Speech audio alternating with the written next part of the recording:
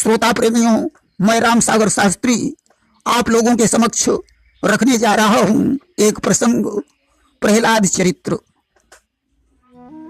देखिए, व्यास जी लिखते हैं कि भ्रातरेवं विनिहते हरिणा क्रोध मूर्तिना हिरण्यकशिपु राजन परितप्य दृशा सुचा।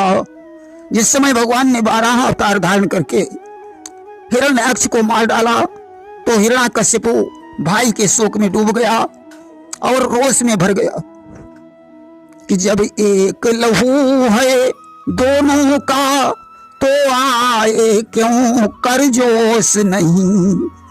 भाई भाई की विपदा में रह सकता है खामोश नहीं। संसार में सभी मिल जाते हैं परंतु भाई दोबारा नहीं मिलता। दोनों में एक ही खून होने के कारण भाई भाई की विपत्ति में खामोश नहीं रह सकता। आज प्रतिशोध की भावना से हिरण्याकशिपु ने तपस्या का सहारा लिया कि उसने सोचा जीवों पर जय साधारण एक समस्या है, पर देवों पर जय पाने को केवल हथियार तपस्या है। उसने विचार किया कि मनुष्यों पर विजय प्राप्त करना तो आसान है परंतु देवताओं पर विजय प्राप्त करने के लिए तपस्या को ही अस्त्र बनाना पड़ेगा। सते पे मंदर द्रोण्याम तपः परम दारुणम ऊर्ध्वबाहुर्नभो दृष्टि पादांगुष्ठा श्रितावनी। अस्तु वह मंदराचल पर्वत पर एक घाटी में जाकर अत्यंत दारुण तपस्या करने लगा। दोनों हाथ ऊपर उठाकर आकाश की ओर दृष्टि करके पैर के अंगूठे के बल पर पृथ्वी पर खड़ा हो गया। अब तो ब्रह्मा जी उसके समक्ष प्रकट हो गए। उन्होंने हिरण्याकशिपु से कहा कि उत्तिष्ठोत्तिष्ठ भद्रम, उत्तिष्ठोत्तिष्ठ भद्रम ते तपः सिद्धोऽसि काश्यपो वरदो हमनुप्राप्तो ब्रियतामीप्सितो वरः। हे बेटा हिरण्याकशिपु, उठो, तुम्हारा कल्याण हो। हे कश्यप नंदन, तुम्हारी तपस्या पूर्ण हुई। मैं तुम्हें वरदान देने के लिए आया हूं। तुम्हारी जो भी इच्छा हो मुझसे मांग लो। उसने कहा, ब्रह्मन मुझे अमर कर दो। ब्रह्मा ने कहा, पुत्र संसार में कोई अमर नहीं है, इसलिए तुम कोई दूसरा वरदान मांग सकते हो। उसने कहा, तो मुझे ऐसा वरदान दीजिए जो आज तक किसी को न दिया हो, कि कुछ अधिक नहीं बस इतना ही, ऊपर न मरूं नीचे न मरूं, दिन में न मरूं निशी में न मरूं, बाहर न मरूं भीतर न मरूं। मेरी मृत्यु न ऊपर हो न नीचे हो, न दिन में हो न रात में हो, न बाहर हो न भीतर हो। ब्रह्मा जी ने एव मस्तु कह दिया।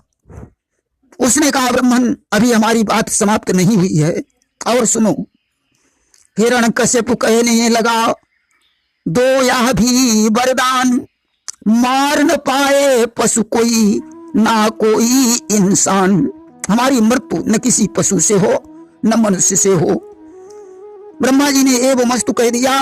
तब हिरण्याकशिपु ने कहा, नहीं, कि नहीं किसी हथियार से काम हो मेरा तमाम, निडर बसूं संसार में जाने लोग तमाम। मेरी मृत्यु किसी हथियार या औजार से नहीं होनी चाहिए। ब्रह्मा जी ने एव मस्तु कह दिया। तब हिरण्याकशिपु ने कहा कि जितनी सृष्टि रची तुम होई, अब हम का मारी न पावई सोई। जितनी सृष्टि तुमने बनाई है उनमें से कोई मुझे न मार सके। ब्रह्मा जी ने एव मस्तु कह दिया। अब तो ब्रह्मा से वरदान पाकर हिरण्याकशिपु बौरा गया। उसने नगर में ढिंढोरा पिटवा दिया कि आज्ञा दी मेरे शासन में, यज्ञ हो न कोई कीर्तन हो, देवों की जगह मंदिरों में केवल मेरा ही पूजन हो। मेरे शासन में कोई यज्ञ नहीं करेगा, भगवान का नाम नहीं लेगा, भगवान की जगह पर मेरा पूजन होगा। अब तो ऋषि मुनि शांत हो गए कि वरुण कुबेर सुरेश सूर्य दुर्दिन के मारे दीन हुए। साही उठ गई जमाने से सब निश्चर के अधीन हुए। यहां तक कि समस्त देवता निश्चर के अधीन होकर कार्य करने लगे। सहन भक्तों का हुआ प्रभु से विषम विषाद। हिरण्यकश्यप को पुत्र एक दिया नाम प्रहलाद। आज जब भगवान से भक्तों का दुख सहन नहीं हुआ तो उन्होंने प्रहलाद नाम का एक पुत्र हिरण्यकश्यप को दे दिया। बड़े होने पर प्रहलाद को शुक्राचार्य के पुत्र संग और अमर्क पढ़ाने लगे। संभव था गुरुजी प्रहलाद को हिरण्यकश्यप की तरह बना देते, परंतु एक दिन की बात है, प्रहलाद जब नगर में भ्रमण करने के लिए निकले तो उन्होंने हवा के पास बैठी एक कुम्हारी को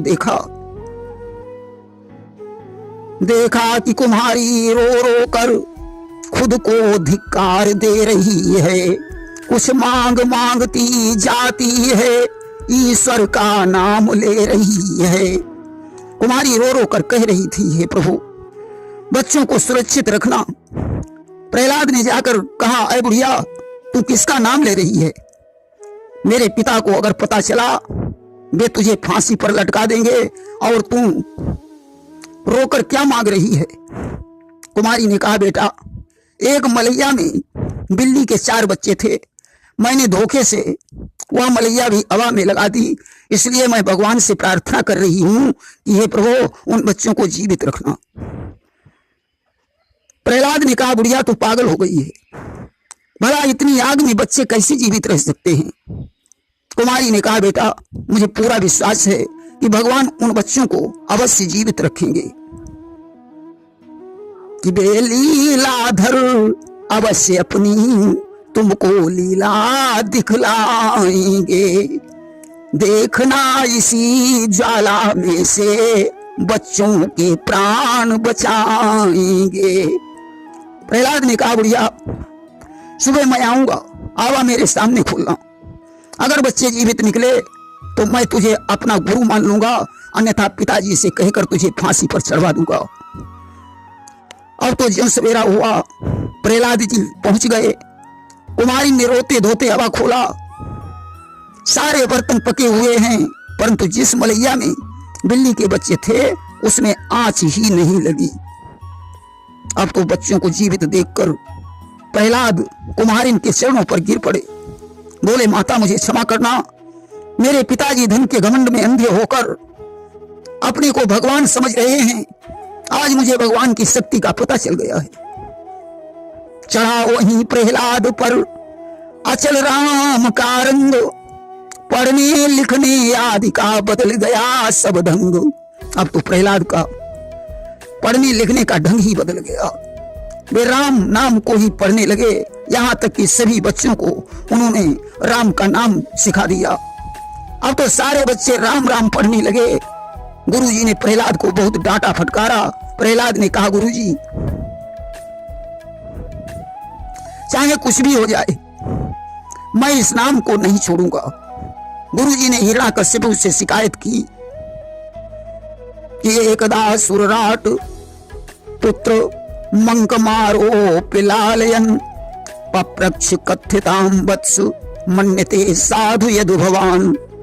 एक दिन हिरण्यकश्यप ने अपने पुत्र प्रहलाद को गोद में लेकर पूछा, बेटा बताओ तो सही तुम्हें कौन सी बात अच्छी लगती है?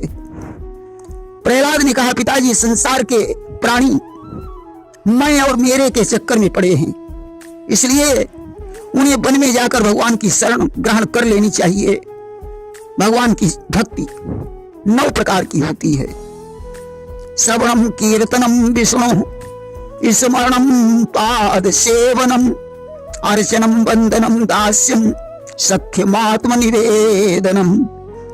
भगवान की लीलाओं को श्रवण करना, उनका कीर्तन करना, उनका स्मरण करना, उनके चरणों की सेवा करना, उनका अर्चन बंधन दास्ता सख्यता और आत्मनिवेदन करना ही भक्ति है। भाई धन स्त्री पशु पुत्र पुत्री महल पृथ्वी हाथी खजाना, यहां तक संसार का समस्त धन क्षणभंगुर है। इसलिए भगवान की शरण में जाना ही श्रेष्ठ है। अब तो हिरण्याकशिपु को क्रोध आ गया। उसने बेटे को उठाकर जमीन पर फेंक दिया और अपनी रानी कयाधु के पास पहुंचा। कहने लगा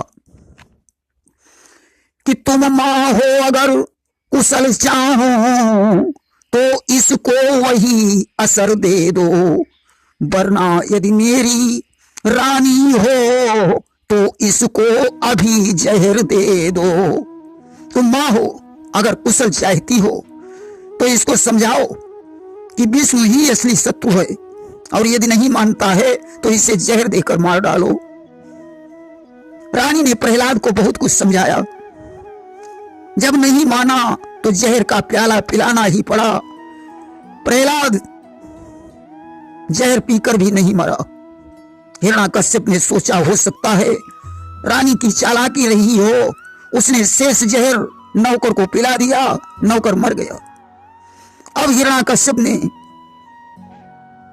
नागों को मंगवाकर एक कोठरी में प्रहलाद के सहित बंद करवा दिया। प्रहलाद फिर भी नहीं मरा, फांसी पर लटकाया। फांसी का फंदा छूट गया। मदमस्त हाथियों के आगे बांध कर डाल दिया। हाथियों ने उसे बंधन मुक्त करके पीठ पर बैठा लिया। पर्वत से नीचे गिराया। भगवान ने उसे अपनी गोद में उठा लिया, यहां तक कि फेंका समुद्र में, मगर वहीं प्रभु ने प्रबंध कर डाला है। जिसका राघव रखवाला है तो कौन मारने वाला है। अब उसने अपनी बहन होलिका से कहा, बहन तुम्हारे पास भगवान सूर्य का दिया हुआ अनल चीर है, जिसे ओढ़कर तुम चिता में प्रवेश कर जाओ। प्रहलाद जलकर भस्म हो जाएगा। देखिए, होलिका का असली नाम डुंडुबी था। इसका विवाह धूम्राक्ष के साथ हुआ था, जिसे हिरण्याकशिपु ने मार डाला था। होलिका को आज बदला लेने का मौका मिल गया। वह प्रहलाद को गोद में लेकर चिता में प्रवेश कर गई। अनल चीर हवा के झोंकों से उड़कर प्रहलाद के शरीर से लिपट गया और होलिका जलकर भस्म हो गई। अब तो जितने राक्षस थे वे क्रोधित होकर कीचड़ की वर्षा करने लगे। देवता प्रसन्न होकर रंग बरसाने लगे। उसी दिन से फागुन मास की पूर्णिमा को होली का त्योहार मनाया जाने लगा। कि सारे अत्याचार कर गया असुर जब हार, बांध खंभ से आप ही तब खींची तलवार। सारे अत्याचार करके जब हिरण्याकशिपु थक गया, तब उसने प्रहलाद को खंभ से बांधकर हाथ में तलवार उठाई और कहने लगा कि जीवन का जाम समाप्त हुआ, बतला वह धन का जाम कहां। ओ राम नाम के दीवाने, बतला वह तेरा राम कहां। बता, कहां है तेरा राम। प्रहलाद ने कहा, पिताजी मेरा राम तो हर जगह व्याप्त है। कि राम है घट घट में व्यापक, रम रहा संसार में। मुझ में है तुम में भी है, इस खंभ में तलवार में। राम तो मेरे अंदर भी है, तुम्हारे अंदर भी है। इस खंभे में राम है और इस तलवार में भी राम है। कि खंगम प्रग्रहो खंगम प्रग्रहोत्पतितो वरासनात्, स्तंभम तताड़ाति बलः सुमुष्टिना। अब तो हिरण्याकशिपु तलवार लेकर सिंहासन से कूद पड़ा और उसने बड़ी जोर से खंभे में एक घूंसा मारा। और तदैव तस्मिन् निनदोति भीषणो, बभूव एनांड कटा हमस्फुटत्। उसी समय खंभे में एक बड़ा भयंकर शब्द हुआ। ऐसा लग रहा था मानो ब्रह्मांड ही फट गया हो कि गगन गड़गड़ाने हो। फाटे हो खंभ चरचराई के, और निकस्यो नर नाहर को रूप अति भयानो है। आज भगवान खंभ फाड़कर नरसिंह के रूप में प्रकट हो गए। प्रेम से बोलिए नरसिंह भगवान की जय। विकराल दाढ़ी, लपलपाती जीभ, टेढ़ी भौहें, पहाड़ की गुफा के समान मुख, उठे हुए कान, फूली हुई नाक, ऐसा भयंकर रूप देखकर सभी देवता भी भयभीत हो रहे थे। भगवान ने आज हिरण्याकश्यपु को अपनी गोद में लिटाकर नाखून से उसका उदर विदीर्ण कर दिया, जिससे नाखूनों में जलन पैदा हो गई। अतः उन्होंने गूलर में नाखूनों को चिबाकर जलन को शांत किया, परंतु उनका क्रोध अभी शांत नहीं हुआ। ब्रह्मा जी ने देवताओं से कहा, जाओ भगवान के क्रोध को शांत करो। देवताओं ने लक्ष्मी जी से कहा कि तुम तो भगवान की पत्नी हो, पति के क्रोध को पत्नी शांत कर सकती है।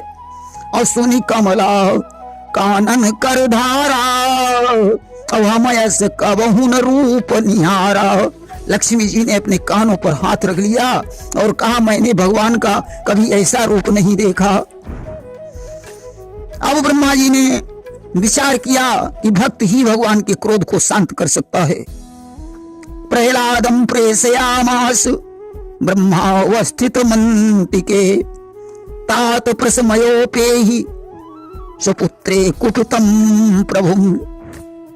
ब्रह्मा जी ने प्रहलाद से कहा, बेटा तुम्हारे पिता पर ही तो भगवान कुपित हुए थे, इसलिए तुम्हें उनके पास जाकर उन्हें शांत करो।